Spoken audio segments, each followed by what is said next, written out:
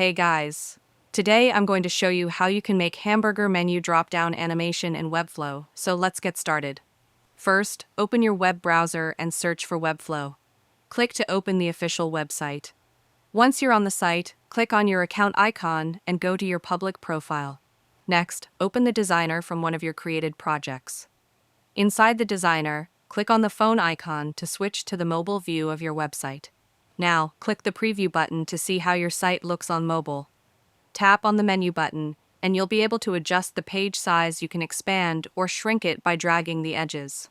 Once you're done previewing, exit the preview mode by clicking the preview icon again. Then, tap on the menu button once more to start customizing it.